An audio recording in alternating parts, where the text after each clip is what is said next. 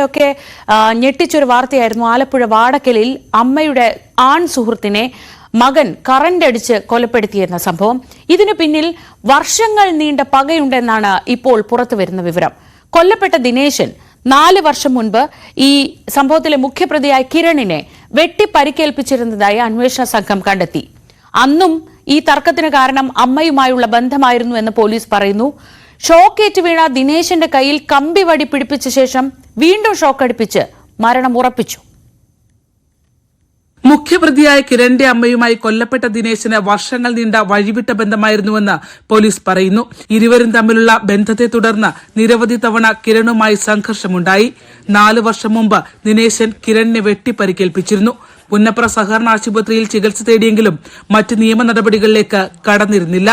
കഴിഞ്ഞ പുതുവർഷ ദിനത്തിലും വീട്ടിൽ വന്നതുമായി ബന്ധപ്പെട്ട് ഇരുവരും തമ്മിൽ തർക്കവും കയ്യേറ്റവും ഉണ്ടായി. മരണപ്പെട്ട ദിവസവും ദിനേശൻ അശ്വമയെ കാണാൻ വീട്ടിൽ വന്നിരുന്നു. വീണ്ടും വരുന്നത് കാത്ത് കിരൺ ഇരുന്നു. വീടിന്റെ പിന്നിലെ താഴ്ന്ന പ്രദേശത്ത് വെള്ളം കയറുമ്പോൾ മത്സ്യം പിടിക്കാനായി ഉപയോഗിച്ചിരുന്ന വയർ കറണ്ടുമായി ഘടിപ്പിച്ചിരുന്നു. 12:30 വോൾട്ടേജിൽ വ്യതിയാനം വന്നതോടെ ദിനേശന് വൈദ്യുതാഘാതം ഏറ്റെന്ന് ഇലക്ട്രീഷ്യൻ കൂടിയായ കിരണിന് ഉറപ്പായി. പുറത്തിറങ്ങിയ ശേഷം കൈയിൽ കമ്പിവടി ഘടിപ്പിച്ച് വീണ്ടും വൈദ്യുതി കടത്തിവിട്ടു. കൊലപാതക വിവരം അപ്പോഴേക്കും രക്ഷിതാക്കളെ അറിയിച്ചിരുന്നു. പുലർച്ചെ 3:30 പിതാവ് കുഞ്ഞുമോനും കിരണും മൃതദേഹം ചുമന്നെടുത്ത് പാടത്തുപേക്ഷിച്ചു. പിറ്റേ ദിവസം രാവിലെ ദിനേശൻ പാടത്ത് കിടക്കുന്നതായി അശ്വമ്മയോട് തൊട്ടടുത്ത വീട്ടിലെ കുട്ടി പറഞ്ഞുവെങ്കിലും അവിടെ കിടക്കട്ടെ, ആരോടും പറയേണ്ടെന്നായിരുന്നു മറുപടി. വൈകിട്ടോടെയാണ് മറ്റുള്ളവർ മൃതദേഹം പാടശേഖരത്തിൽ കാണുന്നത്.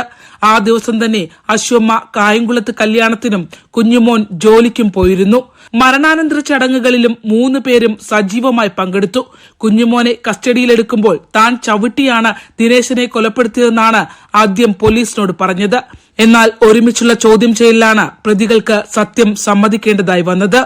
ശരണ്യ സ്നേഹജൻ, ന്യൂസ് 18, ആലപ്പുഴ.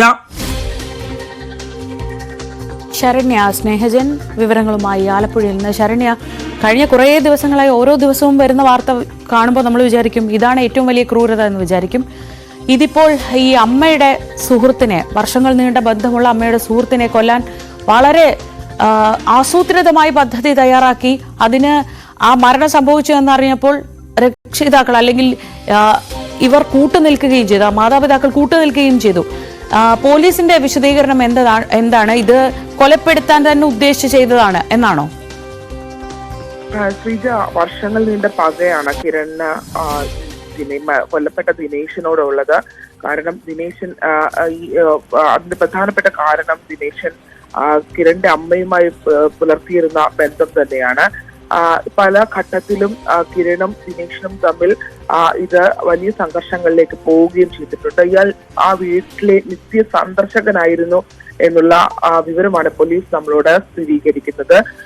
പലപ്പോഴും വീട്ടിൽ വരുമ്പോൾ വരരുത് എന്ന് പറഞ്ഞുകൊണ്ട് കിരണുമായി തർക്കത്തിൽ ഏർപ്പെടാറുണ്ട്. 4 വർഷം മുമ്പ് ഇത്തരത്തിൽ കിരണും ദിനേശനും തമ്മിലുണ്ടായ സംഘർഷത്തിൽ കിരണിന് വെട്ടേറ്റിരുന്നു. പുന്നപ്ര സഹകരണ മെഡിക്കൽ കോളേജിൽ ചികിത്സ തേടിയെങ്കിലും പിന്നീട് മറ്റ് നിയമ നടപടികളിലേക്കൊന്നും പോവുകയും ചെയ്തില്ല. ഇവർ 2 പേരും അയൽവാസികളാണ്. കുറച്ച് വിജനമായ ഒരു സ്ഥലമാണ് ഇവർ താമസിക്കുന്ന ഇടമെന്ന്. പാടശേഖരവും ചതുപ്പും ഒക്കെ ഇടകലർന്ന ഒരു പ്രദേശമാണ്. ഈ കഴിഞ്ഞ ദിവസം കഴിഞ്ഞ ന്യൂ ഇയറിനും ഇത്തരത്തിൽ കിരണിനെ മർദ്ദിക്കുന്ന ഒരു സാഹചര്യം ദിനേശന്റെ ഭാഗത്തു നിന്ന് ഉണ്ടായിരുന്നു. ഈ മരണം നടക്കുന്ന വെള്ളിയാഴ്ചയും ദിനേശൻ ആ വീട്ടിലെത്തിയിരുന്നു എന്നുള്ളതാണ് പോലീസ് പറയുന്നത്. തുടർന്ന് കിരണുമായി തർക്കമുണ്ടാകുന്നു. വീണ്ടും ഇയാൾ വരും എന്നുള്ള ഒരു കരുതൽ തന്നെയാണ് കിരൺ അത്തരത്തിൽ മത്സ്യം പിടിക്കുന്നത്. അതായത് വീടിന്റെ പിറകുവശം ഒരു ചതുപ്പ് പോലത്തെ സ്ഥലമാണ്. അവിടെ വെള്ളം കയറുമ്പോൾ മത്സ്യം പിടിക്കുന്നത് കറണ്ടിട്ടാണ് ഇവര് മത്സ്യം പിടിച്ചുകൊണ്ടിരുന്നത്.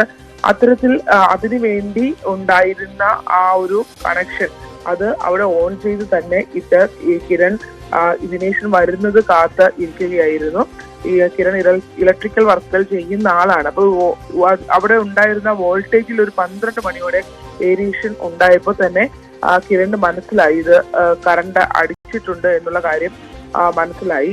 തുടർന്ന് സ്വിച്ച് ഓഫ് ചെയ്ത് പുറത്തേക്ക് ഇറങ്ങി ചെന്ന് മരണം ഇയാൾ ആ സമയത്ത് തന്നെ മരണപ്പെട്ടിട്ടുണ്ടാകും എന്നുള്ളതാണ് പോലീസിന്റെ ഒരു കണക്കൂട്ടൽ. എങ്കിലും വീണ്ടും കയ്യിൽ ഒരു ഇരുമ്പ് 2 കയ്യിൽ വെച്ചു കൊടുത്തിട്ട് വീണ്ടും അതിൽ കൂടി വൈദ്യുതി പാസ് ചെയ്ത് വീണ്ടും ഷോക്ക് അടിപ്പിച്ചു. അങ്ങനെ പൂർണ്ണമായ പക തീർത്ത് മരണം ഉറപ്പാക്കിയ ശേഷമാണ് ഈ കാര്യങ്ങൾ ആ സമയത്ത്, അതായത് ഇയാൾക്ക് വൈദ്യുതാഘാതം ഏൽപ്പിച്ചു എന്നുള്ള കാര്യം വീട്ടുകാരോട് കിരൺ പറഞ്ഞിരുന്നു, ഈ അശ്വമയോടും പറഞ്ഞിരുന്നു. ഒപ്പം തന്നെ അച്ഛൻ കുഞ്ഞുമോനോടും ഇവർ വ്യക്തമാക്കുകയും കിരൺ ഇത് അറിയിക്കുകയും ചെയ്തിരുന്നു. പിന്നീട് ഇവർ 3 പേരും ആ സമയം ഈ 12 മണിക്ക് ശേഷം ഈ 3 പേരും ഈ കാര്യങ്ങളെല്ലാം അറിഞ്ഞിരുന്നു എന്നുള്ളതാണ്.